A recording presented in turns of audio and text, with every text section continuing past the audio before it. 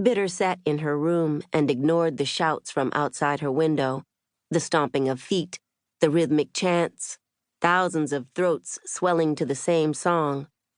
Lucille was a brutal city to live in.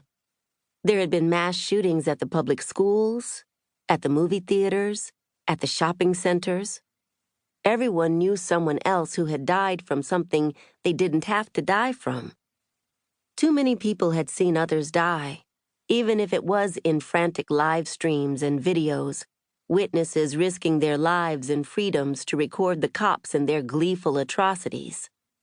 Too many mothers had buried their children under a lethally indifferent administration. All of Bitter's friends were sick of it, and rightfully so.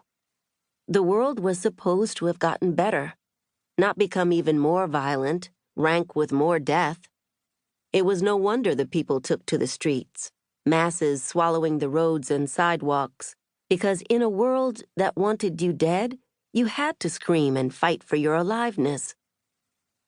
Sometimes Bitter wished she didn't live so close to the center of the city, though. Every protest in Lucille seemed to stream past this building, the sound leaking up the walls, levering its way over her windowsill, stubbornly penetrating the glass and blinds and curtains. Bitter wished she could soundproof it all away. She curled up in the large gray armchair pushed against the wall, as far from the window as her room would allow, and bent her head over her sketchbook, turning up the old-school music in her headphones and worrying at the steel ring in her lower lip. The metal was cool against her tongue, and Big Frida's voice fell into her ears over an accelerating beat as Bitter mouthed the words along, trying to match the speed, her pencil making quick, strong strokes over the paper. A mouth grew under her hand, a tail, and a sleek neck. Smooth, round scales packed neatly on top of each other, curve after curve peeking out.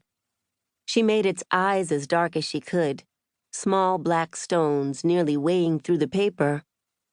Sometimes, when she had music filling her ears and paper spreading at her fingers, Bitter could almost feel the bubble she was building, as if it was tangible, a shield that would protect her better than her weak windows.